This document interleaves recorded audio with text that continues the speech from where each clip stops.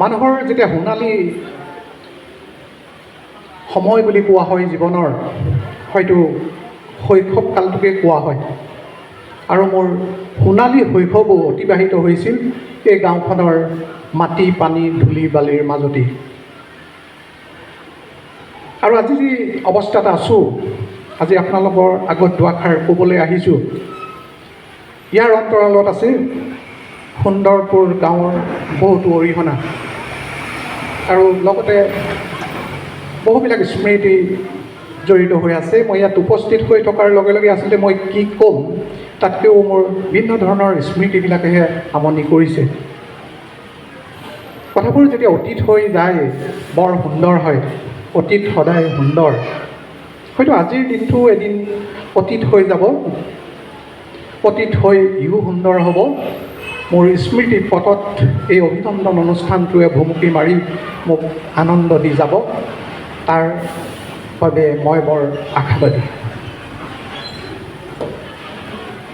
মই দৰ্শনৰ ছাত্ৰ আৰু দৰ্শনৰ ছাত্ৰ হোৱা হেতুকেই দেৱৰাজ ৰয় মহাবিদ্যালয়ত মই দৰ্শনৰ শিক্ষকতা কৰি আছোঁ। এতিয়াও মই দৰ্শনৰ আচলতে ছাত্ৰ বুলি ক'বলৈ বেছি ভাল পাম। শিকি আছোঁ কথাবিলাক, ইংৰাজীত ফিলচফি বুলি কয়।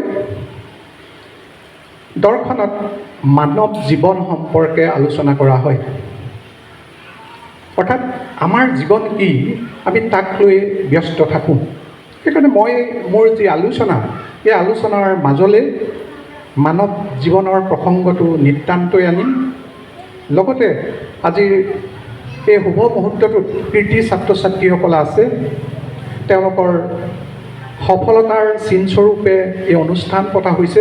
সেইটো কাৰণে সফলতা কেনেকুৱা বস্তু, সফলতা কি, সফলতা কেনেদৰে লাভ কৰিব পাৰি, এই বিষয়বিলাকৰ ওপৰত মই দুআষাৰ ক'ম। মই চেষ্টা কৰিম মোৰ ধৰণেৰে ক'বলৈ। যদি আপোনালোকেও মোৰ চিন্তাৰ দৰে যাব পাৰে তেতিয়া মই নিজকে ধন্য মানিম। এই কথা ভাবিয়েই মই আপোনালোকৰ আগত আছোঁ।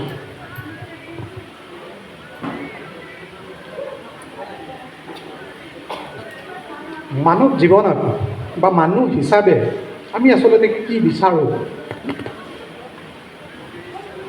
আমাক লাগে শান্তি, আমাক লাগে সুখ, আৰু আমি সফলতাৰ পম খেলোঁ।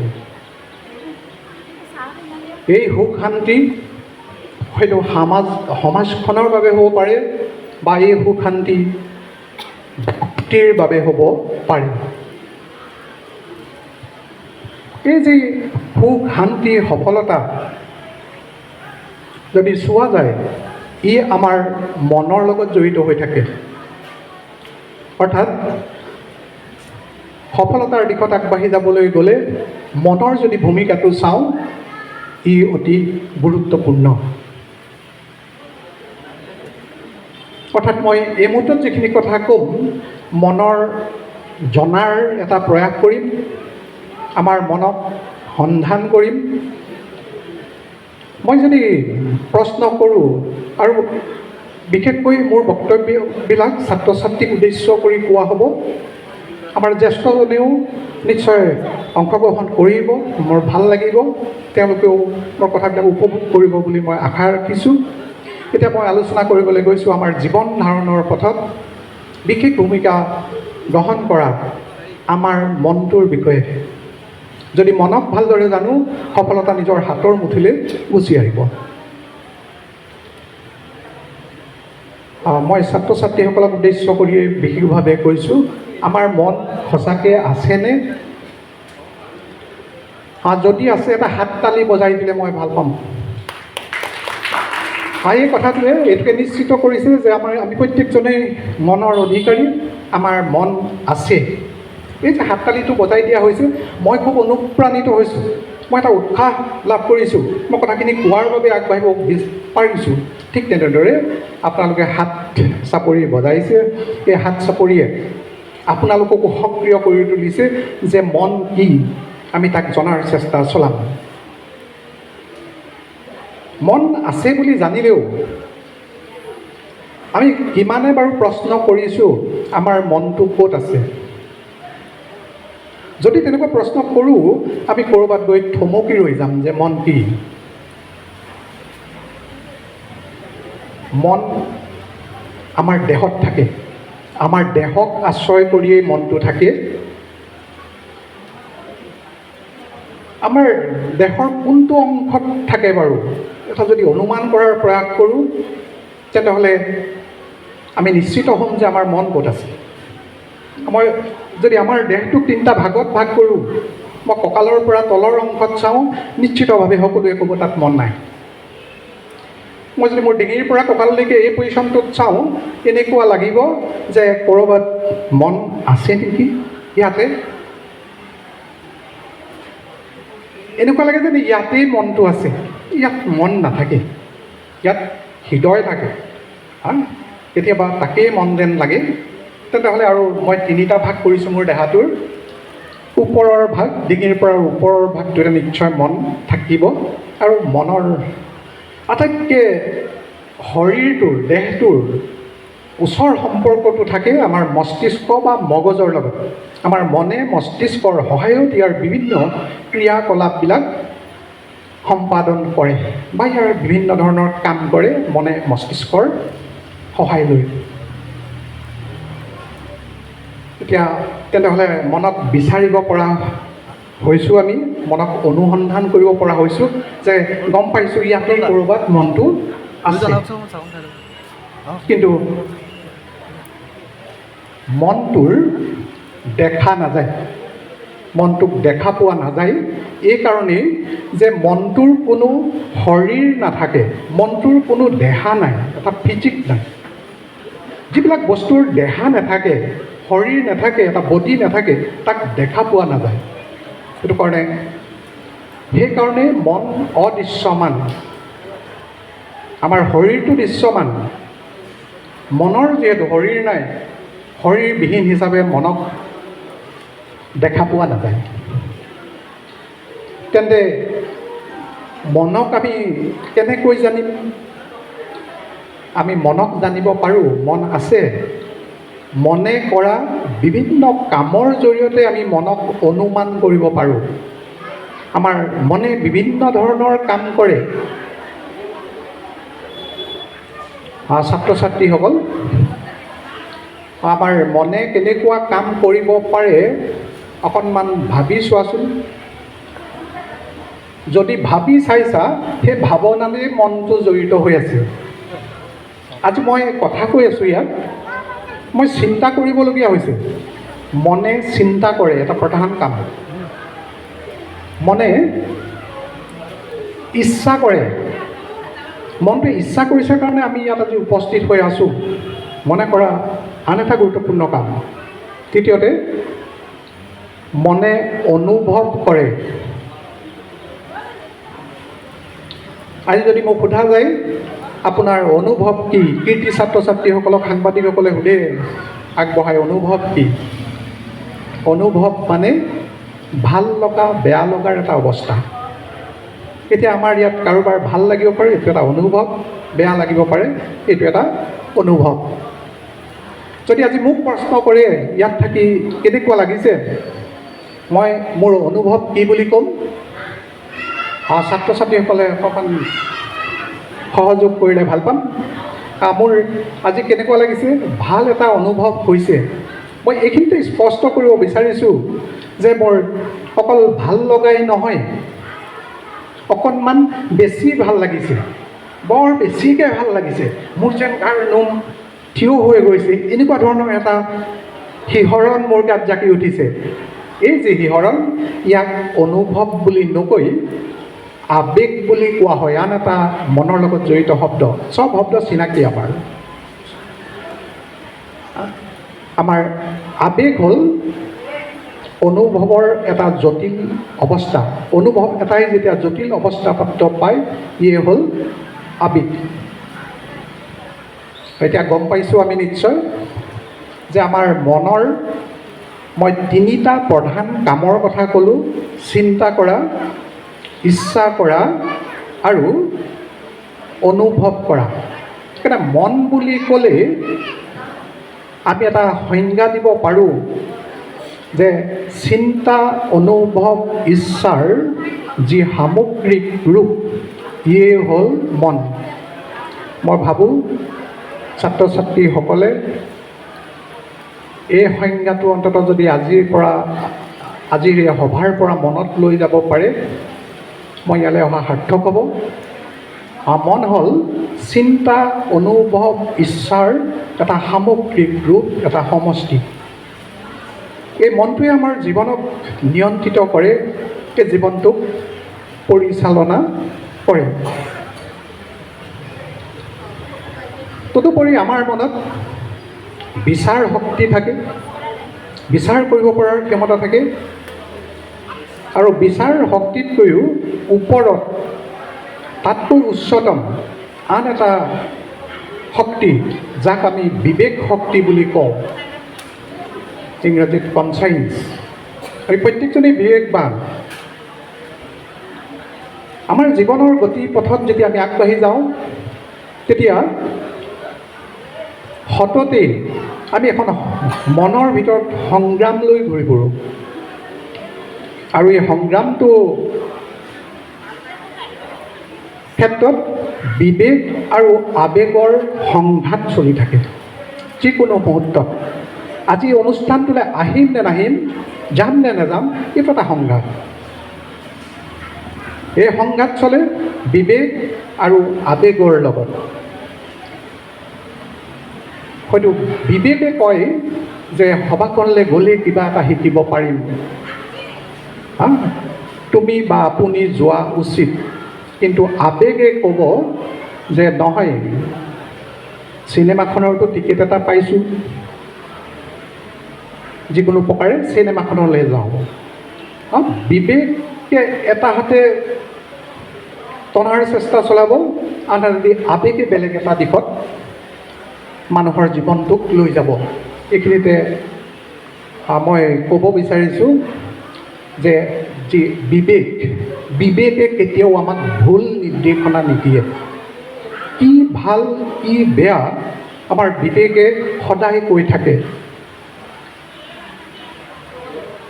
ছাত্ৰ ছাত্ৰীসকল, আমি বিবেকৰ লগত কথা পাতিছোঁনে, তাতে সফলতা নিহিত হৈ থাকিব। আমি বিবেকৰ লগত কথা পাতিছোঁনে যে মই আজি আহি এই অনুষ্ঠানটোলৈ ভাল কৰিলোনে, এবাৰ সুধি চোৱা, ই ক'ব ভাল নে বেয়া। আমাক বেলেগ কোনো উপদেশকৰ্তা নালাগে, উপদেশকৰ্তা আমাৰ অন্তৰৰ ভিতৰতেই আছে, সেয়া হ'ল বিবেক। বিবেকে সদায় ভাল বেয়াৰ নিৰ্দেশনা দিয়ে। যদি বিবেকৰ দ্বাৰা জীৱনটোক পৰিচালিত কৰিব পাৰোঁ, তেন্তে হ'লে মই ভাবোঁ যে আমি আমাৰ জীৱনৰ সফলতাৰ দিশত আগবাঢ়ি যাব পাৰিম। সেয়েহে জীৱনৰ যুঁজত আমি সংকল্প ল'ব লাগিব যে মই বিবেকৰ জৰিয়তে পৰিচালিত হ'ম। গম পাইছোঁ কিজান মই বিবেকৰ ওপৰত বেছি গুৰুত্ব দিছোঁ। আৰু যদি আমি সংকল্প লওঁ, আজিৰ দিনটোতেই যদি প্ৰতিজ্ঞাবদ্ধ হওঁ যে মই বিবেকৰ জৰিয়তে পৰিচালিত হ'ম, মই আৱেগক স্থান নিদিওঁ। আৱেগ বিবেকৰ যুদ্ধখনত বিবেকৰ মোৰ জয় হ'ব। যাৰ জয় হ'ব সি সফলতাৰ মুখ দেখিব, আৰু যি আৱেগৰ বশৱৰ্তী হ'ব সি এই জীৱনত বিফলতাৰ বাহিৰে অন্য আৰু একো নাপাব। সেইটো কাৰণে বিবেকৰ দ্বাৰা পৰিচালিত হোৱা উচিত। বিবেক সকলোৰে থাকে, মাত্ৰ এবাৰ বিবেকৰ লগত কথা পাতি চালেই হ'ল, মই পঢ়িম নে, মই কৰিম নে, মই কি কৰা উচিত এই মুহূৰ্তত। হয়, এনেধৰণৰ ভগৱানৰ যি দান বুলি কৈছোঁ মই, এই বিবেকক যদি আগস্থান দি আগবাঢ়ি যাওঁ, নিশ্চয় আমি সফলতা লাভ কৰিবলৈ সক্ষম হ'ম।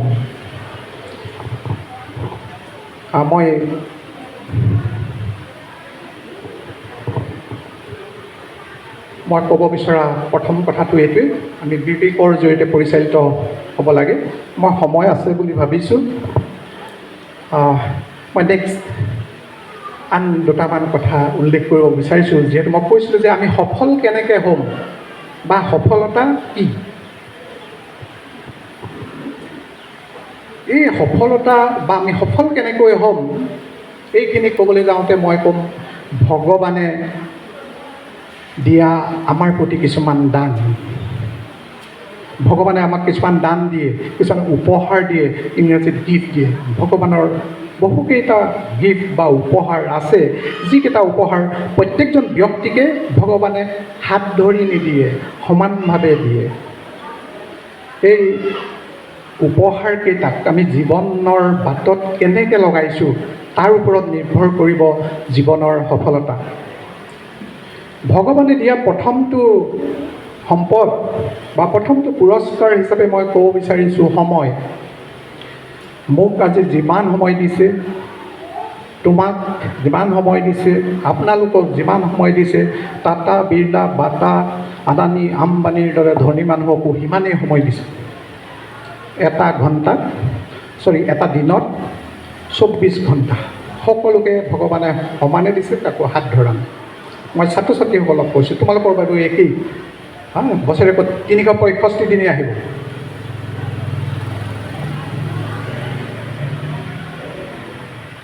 এই সময়ক যদি আমি আমাৰ কষ্ট বা চেষ্টা বা পৰিশ্ৰম ইয়াক লগাওঁ, এই সময়টোত যদি আমাৰ চেষ্টা বা কষ্ট আমি প্ৰয়োগ কৰোঁ, সম্পৰ্কিত কৰোঁ, তেতিয়াহ'লে সময়বোৰ সলনি হৈ যায়, সময়ৰ ৰূপবিলাক সলনি হৈ যায়। আমি যি ক্ষেত্ৰত কষ্ট আমাৰ প্ৰয়োগ কৰিম, সেই ক্ষেত্ৰত আমাৰ সময়ে পৰিৱৰ্তন হ'ব, অৰ্থাৎ আমি সফলতাৰ দিশত যাব পাৰিম। মই যদি অধ্যয়নত মোৰ চেষ্টা বা শ্ৰম প্ৰয়োগ কৰোঁ, তেতিয়াহ'লে মোৰ সেই ৰঙীন সময়বিলাকে মোক বিজ্ঞানৰ শাৰীলৈ নিবই নিব। মই যদি সদায় কৃষি কৰ্মত জড়িত হৈ থাকোঁ, মই কেতিয়াও বিদ্বান হ'ব নোৱাৰোঁ। কৃষি কৰ্মত মই জড়িত হৈ থকা মানে মই এজন ভাল কৃষক হ'ব পাৰিম, মই এজন সফল কৃষক হ'ব পাৰিম। যদি সফল ছাত্ৰ হ'ব বিচাৰোঁ, তেতিয়াহ'লে আমাৰ সফলতাৰ চাবিকাঠিটো আছে আমি শিক্ষা গ্ৰহণৰ ওপৰত। অৰ্থাৎ এই যে কষ্ট চেষ্টাৰ কথা কৈছোঁ, ভগৱানে আমাক সকলোকে সমানে কষ্ট কৰিব পৰাৰ ক্ষমতা দিছে। আমি সকলোৱে কষ্ট কৰিব পাৰোঁ। 2-1ৰ কথা বাদ দি, ব্যতিক্ৰম থাকিব, কাৰোবাৰ কিবা কিবি কম বেছি থাকিব মানুহৰ, কিন্তু আমাৰ বেছিভাগ মানুহৰে কাম কৰিব পৰাৰ ক্ষমতাটো দিছে।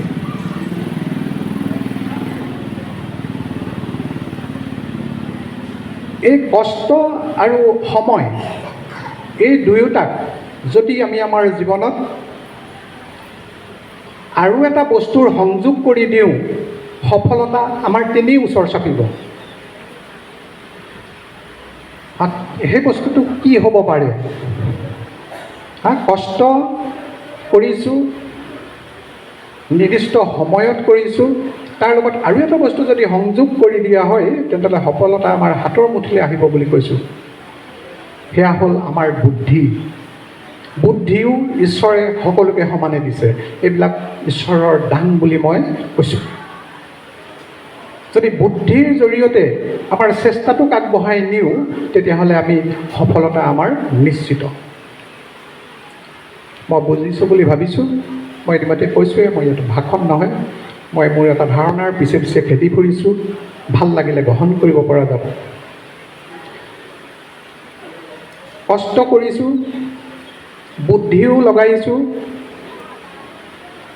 সময়ৰ উপযোগ কৰিছোঁ, মই নিশ্চয় সফলতাৰ দিশত যাব পাৰিম। কিন্তু তেতিয়াও সফলতা ইমান সহজভাৱে নাহে, যদিহে আন এটা দিশত আমাৰ ভুল হৈ যায়। মই গোলাঘাট যামগৈ, মই জয়সাগৰ হৈ যাম, গৌৰীসাগৰ পাম, এনেদৰে গৈ থাকিম। মই পশ্চিম ফালে যাম, মোৰ প্ৰথম কিবা কাৰণত মই যদি পূবৰ দিশ লৈ লওঁ, মই বগীদল, মেছাগৰ, নাজিৰা পামগৈ। যাব লাগে গোলাঘাট। মোৰ এটা দিশৰ সলনি হ'ল।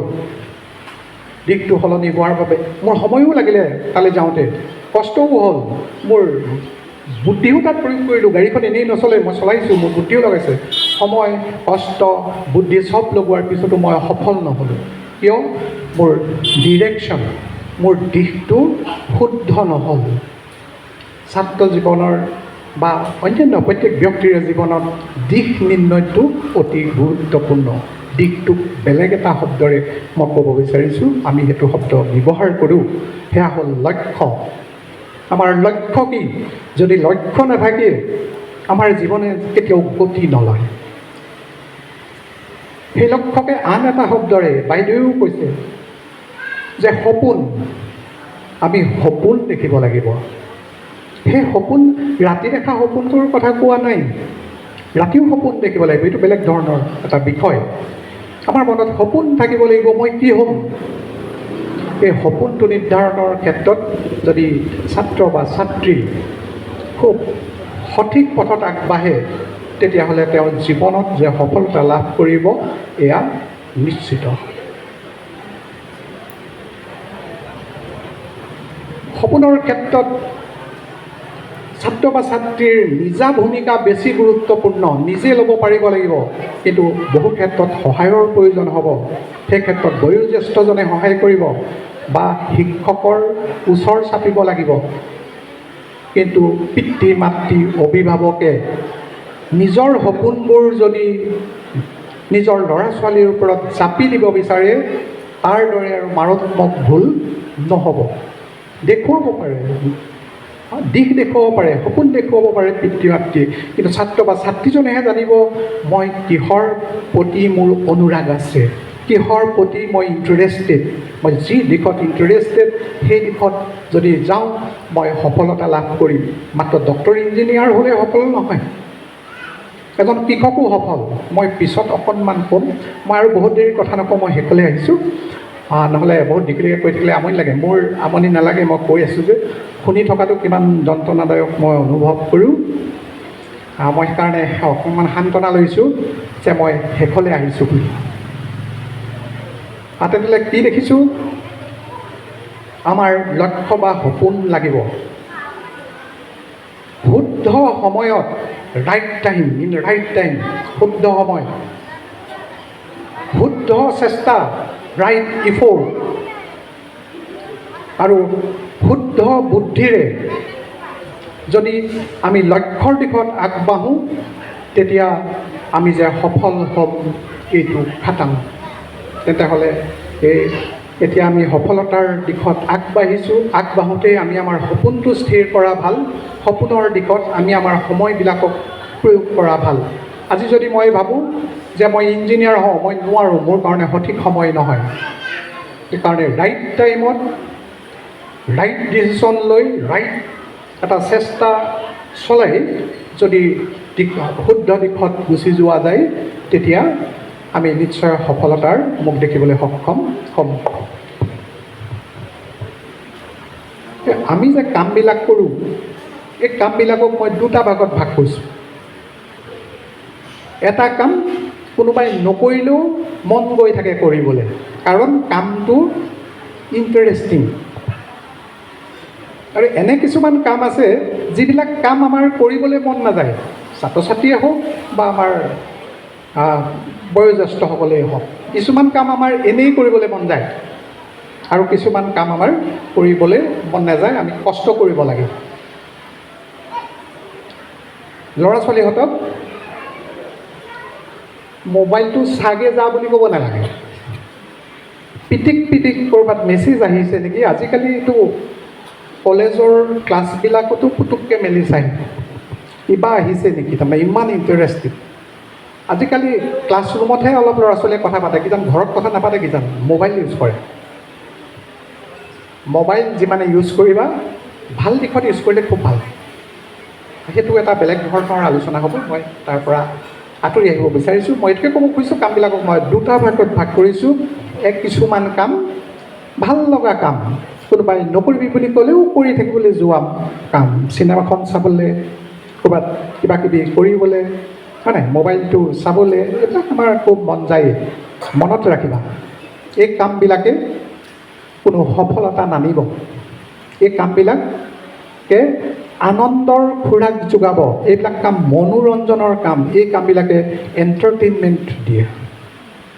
জীৱনত সফলতা লাভ কৰিবলৈ হ'লে সেই ভাল লগা কামবিলাকৰ পিছত দৌৰি ফুৰিলে কিন্তু বিপদ অৱশ্যভাৱী। তেতিয়াহ'লে বাকী যিটো কাম থাকিলে, বাকী কি কাম? ইচ্ছা নাযায় কিছুমান কাম কৰিবলৈ, তাত যেতিয়া আমি আমাৰ সময় মস্তিষ্কৰ প্ৰয়োগ কৰিম, তেতিয়া কিন্তু আমি সফলতা লাভ কৰিবলৈ সক্ষম হ'ম। আমি কৃতিত্বৰ অধিকাৰী হ'বলৈ সক্ষম হ'ম। আমি কৃতকাৰ্যতা লাভ কৰিম, জীৱনে সফলতাৰ মুখ দেখিব। একেবাৰে শেষলৈ আহিছোঁ। মই হাৰ্ডলি 3 মিনিট আছোঁ। মই ল'ৰা ছোৱালীহঁতকে সুধিব বিচাৰিছোঁ, সকলোৱে স্কুটি চলাব জানে, সকলোৱে গাড়ী চলাব নিশ্চয় জানে, জানিব নালাগে। গাড়ীৰ ব্ৰেক আছে বুলি জানে, গাড়ীত এটা এক্সিলেটৰ আছে বুলি জানে। স্কুটাৰত ইয়াত থাকে, গাড়ীত ভৰিত থাকে, আছে। ব্ৰেকডাল থকাৰ কাৰণে গাড়ীখন আমি স্পীড চলাব লাগে, কথাটো সঁচানে? যদি সঁচা হাত তালি মাৰিব লাগে, নহ'লে মনে মনে থাকিব লাগে। মোৰ প্ৰশ্নটো যিটো মনলৈ আহিছে যে ব্ৰেক আছে কাৰণেই গাড়ীখন স্পীড চলাওঁ নেকি? আমি চলাওঁ নেকি? কোনোবাই মুখেৰে ক'লেও মোৰ ভাল লাগিব। ব্ৰেক থকাৰ কাৰণে আমি স্পীড চলাওঁ নেকি গাড়ীখন? নিশ্চয় নচলাওঁ। উত্তৰটো মই বিৰোধিতা কৰোঁ। মই কওঁ নহয়, ব্ৰেকডাল থকাৰ কাৰণেহে আমি গাড়ীখন স্পীডত চলাওঁ। কাৰণ ব্ৰেকডালে নিয়ন্ত্ৰণ কৰিব। মই কাৰোবাক খুন্দা মাৰি নিদিওঁ, মই বহুত স্পীডত গাড়ী চলাওঁ। চকা খোল খাই গ'লে বেলেগ কথা, চকা খোল খাই যাব পাৰি, এইটো বেলেগ ধৰণৰ কথা। কিন্তু চকা খোল নোপোৱালৈকে মই গাড়ী এক্সিলেটৰ পালি পূৰা দবাওঁ, চলাওঁ, কাৰণ মোৰ বিশ্বাস আছে মোৰ ব্ৰেকডাল আছে। হয়নে? ব্ৰেক নথকা গাড়ীত কোনোবা উঠিবা নেকি? নুঠা। তুমি জানা যে গাড়ীখনত ব্ৰেক নাই, কেতিয়াও কোনেও স্পীড নচলায়, খুন্দা মাৰি দিব। কোনোবা এখন গাড়ী লাহে লাহে চলে, সেইখন পাছত আমি উঠিম নেকি? নুঠো। আমি মানুহবিলাকো এখন গাড়ী সদায় চলাই থাকোঁ, আৰু সেই গাড়ীখন হ'ল এইখন গাড়ী মই এতিয়া চলাই আছোঁ। আমাৰ দেহটোৱে এখন গাড়ী হয়। এই গাড়ীৰ ব্ৰেকডাল আছে মই আৰম্ভ কৰা মনত। মোৰ মানৱৰূপী এই গাড়ীখনৰ এক্সিলেটৰডাল আছে মনত। মোৰ যদি ব্ৰেকডাল ঠিক হয়, অৰ্থাৎ মই যদি যি কথাত গুৰুত্ব দিব লাগে তাতহে গুৰুত্ব দিওঁ, গাড়ীখনত যেনেকৈ খলাব মৰা ৰাস্তা থাকিলে ব্ৰেক মাৰোঁ, ঠিক তেনেদৰে যদি মোৰ মনটোক নিশ্চিত কৰি মই বেয়া কামৰ প্ৰতি বাৰে বাৰে ব্ৰেক মাৰি মোৰ যদি এক্সিলেটৰ পকাই দিওঁ, সেই গাড়ী এক্সিডেণ্ট নকৰে। এইখন গাড়ী এক্সিডেণ্ট কৰিব পাৰে, কিন্তু যেতিয়া মনক আমি নিয়ন্ত্ৰণ কৰিব পাৰিম, তেতিয়াহ'লে আমি আমাৰ সফলতাৰ দিশত আগবাঢ়ি যাব নিশ্চয়কৈ পাৰিম। মই অৱশ্যে মই শেষ কৰিম বুলি কৈছিলোঁ। তোমালোকৰ গাড়ীখন চলাবলৈ যত্ন কৰিবা, মন কি তাক জানিবলৈ চেষ্টা কৰিবা, বিবেকৰ জৰিয়তে পৰিচালিত হ'বলৈ যত্ন কৰিবা, ব্ৰেকডাল টান কৰিবা, ইমান লুজ কৰি এৰি নিদিবা। মনৰ ব্ৰেকডালৰ কথা কৈছোঁ। ব্ৰেকডাল অলপ ভাল সময়ত ধৰিবা, আৰু ইটো সময়ত যিমান পাৰা এক্সিলেটৰ দিবা। পৃথিৱীখন বৰ দ্ৰুত গতিত গৈ আছে, মই লাহে লাহে গৈ থাকিলে লগ নাপাম, মই আগবাঢ়ি যাবই লাগিব। একেবাৰে শেষলৈ আহিছোঁ।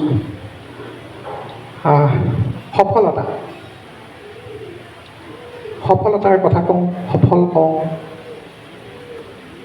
সফলতা এটা ধাৰণা, সফলতা এটা ঢুকি নোপোৱাৰ ধাৰণা।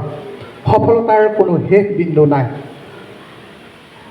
Success has no' destination. আজি পৰীক্ষাত উত্তীৰ্ণ হোৱা মানে সফলতা লাভ কৰিলে তেনেকুৱা নহয়। আজি মই শিক্ষক হ'লোঁ মানে মই সফল হৈ গ'লোঁ, কথাটো তেনেকুৱা নহয় বুলি মই ভাবোঁ। মানুহে জীৱনত সফল হ'বলৈ হ'লে যি বৃত্তিতেই নাথাকক, ছাত্ৰই হওক, শিক্ষকেই হওক, প্ৰশাসনিক বিষয়াই হওক, বা এজন কৃষকেই হওক, বা এজন ব্যৱসায়ীয়ে হওক, সফলতাৰ লগ নাপায়। সেই সফলতা এটা ধাৰণা। সেই সফলতা পাবলৈ আমি সদায় চেষ্টা চলাই থাকিব লাগে। কেনেকৈ চেষ্টা চলাম? আমি সেই ক্ষেত্ৰখনত ন জ্ঞান আহৰণৰ প্ৰচেষ্টা চলাব লাগে।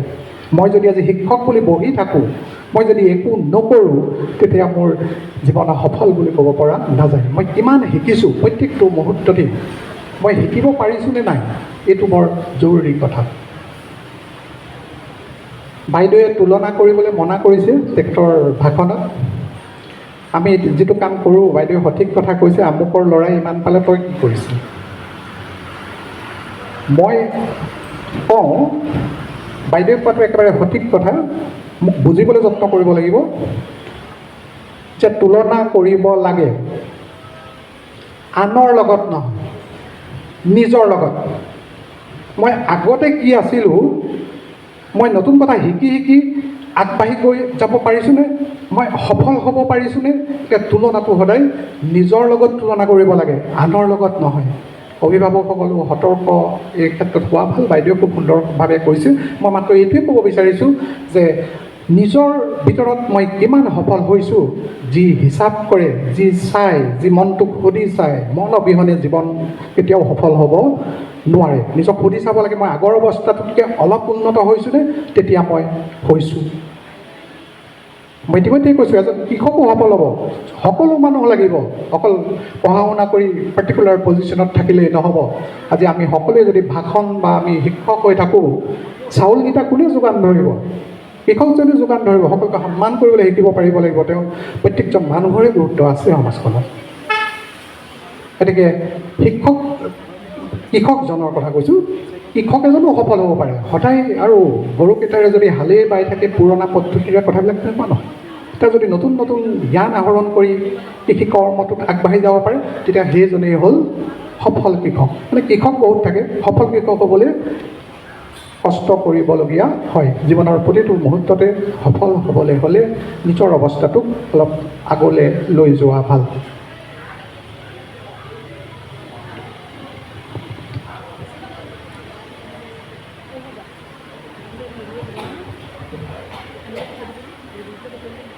দেৰি হৈছে বুলি ভাবিছোঁ। জাষ্ট একেবাৰে সামৰণি মাৰিছোঁ। কিছুমান কথা নক'লে মোৰ আধৰুৱা হৈ ৰ'ব। মই শেষলৈ আহিছোঁ এইখিনি কথা। মই কৈছিলোঁ মই অতীতলৈ ঘূৰি যাম, ইতিমধ্যে কোৱা হৈছে। মোৰ চিনাকি পৰ্বত কোৱা এটা কথা মই উনুকিয়াই দিব বিচাৰিছোঁ। মই মোৰ প্ৰাথমিক যি শিক্ষা LP স্কুল, সেইখন আছিল, এইখিনিতে আছিলে। এওঁলোক দুজন থিয় হৈ থকা শশী বাইদেউ তাৰ প্ৰধান শিক্ষয়িত্ৰী আছিল। স্কুলখন বিভিন্ন সময়ত বিভিন্ন ঠাইলৈ গৈছিল। আমাৰ প্ৰবীণ বৰুৱা ডাঙৰীয়াৰ ঘৰটোতো আমি LP স্কুল কৰিছিলোঁ, তেতিয়া এটা কেঁচা ঘৰ আছিল। ৰাজেন দাহঁতৰ ঘৰলৈও গৈছিল।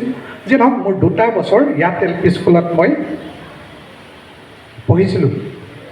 এইখিনিতে হয়তো টিউবৱেল এটা আছিল, মই অহাৰ পৰা সেইটোকে চাই আছোঁ। আগতে টিউবৱেল এটা আছিল, বহাগ মাহত পানী ওলায়, কেঁচেমা কেঁচেম গোন্ধ, ONGCৰ অইলৰ গোন্ধ। তাক আমি খাইছিলোঁ। আজি ইয়ালৈ সোমাই বা যেতিয়াই মই ইয়ালৈ নাহোঁ, এই অনুভৱটো মোৰ খুব হয়। ইয়াতে আছিলোঁ।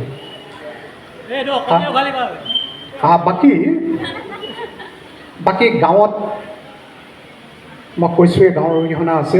গাঁৱত এটা সুন্দৰ পৰিৱেশ তেতিয়াও আছিল।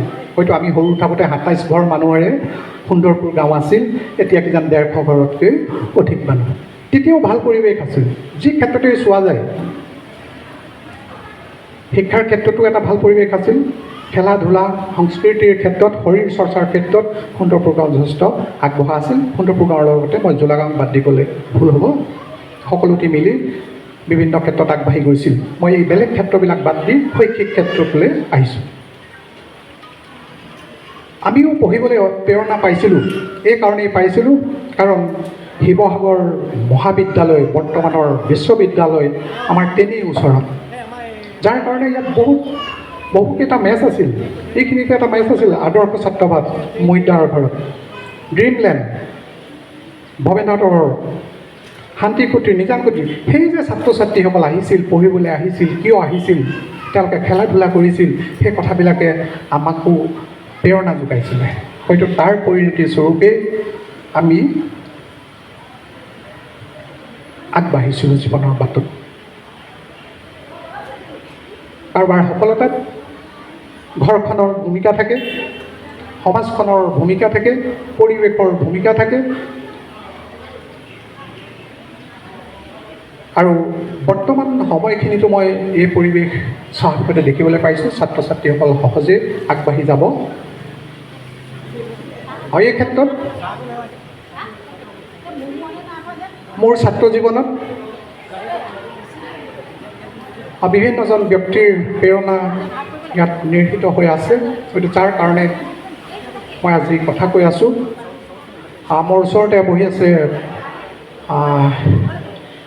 প্ৰতাপ দা বুলি মাতোঁ মই প্ৰতাপ দত্ত ডাঙৰীয়া বুলি কৈছোঁ এই মুহূৰ্তত আনুষ্ঠানিকতা ৰক্ষা কৰি। প্ৰতাপ দা মোৰ অন্যতম এজন গুৰু, যি অংকই নহয় বিজ্ঞানো শিকাইছিলে। সেইটো কাৰণে তেওঁক এই মুহূৰ্তত ৰাইজৰ সন্মুখত মই কৃতজ্ঞতা জনাইছোঁ। আন এটা কথা ক'লে ভুল হৈ যাব। মোৰ দ্বিতীয় এখন ঘৰ আছিল, মোৰ এখন দ্বিতীয় ঘৰ আছিল। বহুতে নাজানে, বহুতে জানে। সেই ঘৰখন মোৰ বাল্য বন্ধু অজয়হঁতৰ ঘৰ, পোচাকী নাম অমৰজ্যোতি দত্ত। সেই ঘৰলৈ কুঁৱলী ফালি আহিছিলোঁ। তেতিয়া কুঁৱলী বেছি আছিল নেকি, দাড়ি চাৰি এনেকৈ লাগি আহে আৰু যে ৰাতিপুৱা 5:30 বজাতে গুচি আহোঁ আৰু কিবা টিউশ্যন বুলি নহয়। আমাৰ অজয়ে স্কুললৈ নাযায়, ঘৰত পঢ়ে। ঘৰতেই পঢ়ি পঢ়ি এতিয়াহে স্কুলত পঢ়ুৱাই, ডাইৰেক্ট কলেজেই পঢ়িছে। আৰু তাৰ সংগী হিচাপে মই আছিলোঁ। সেইখন ঘৰ যদি মই নাপালোঁহেঁতেন, মই এনেকৈ কথা ক'ব কেতিয়াও নোৱাৰিলোঁহেঁতেন। মই এই মুহূৰ্তত মোক সেই ক্ষেত্ৰত আগবঢ়াই নিয়া প্ৰয়াত নৰেন্দ্ৰ নাথ দত্ত, আমি বেলেগ এটা নামেৰে জানো, মই নামটো ক'লে গম পোৱা হৈছে, অজয়ৰ দেউতাক। তেওঁকো এই অৱস্থাত মই এটা প্ৰণাম জনাইছোঁ। তেওঁলোকৰ আশীৰ্বাদ অবিহনে, আশীষ অবিহনে মোৰ এই সফলতা, মই অলপ সফল হৈছোঁ কিজানি, এতিয়াও কৰি আছোঁ, চেষ্টা কৰি আছোঁ। যেতিয়ালৈকে পাৰোঁ চাই গৈ থাকিম। কিন্তু মই পুনৰবাৰ সেই ঘৰখনক ৰাজহুৱাভাৱে মোৰ কৃতজ্ঞতা স্বীকাৰ কৰিছোঁ। কোনো কাৰণতে মই এই মানুহটো হ'ব নোৱাৰিলোঁহেঁতেন। জীৱনত এটা পৰিৱৰ্তন আহিছিল, পৰিৱেশ। আৰু আজি সুন্দৰপুৰ যুৱ সমাজেও যি পৰিৱেশ সৃষ্টি কৰিছে, এই পৰিৱেশে আমাৰ উঠি অহা ছাত্ৰ ছাত্ৰীসকলক অনুপ্ৰাণিত জনাইছোঁ।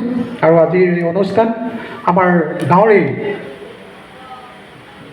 মেধা যুৱক ময়ূৰ ৰাজ দত্তৰ সোঁৱৰণত অনুষ্ঠিত হৈছে। ময়ো শ্ৰদ্ধাৰে সোঁৱৰিছোঁ। এইকেইটা কথাৰে মই অলপ সময়ৰ পিছত গাঁৱৰ পৰা যাত্ৰা আৰম্ভ কৰিম। ধন্যবাদ, নমস্কাৰ।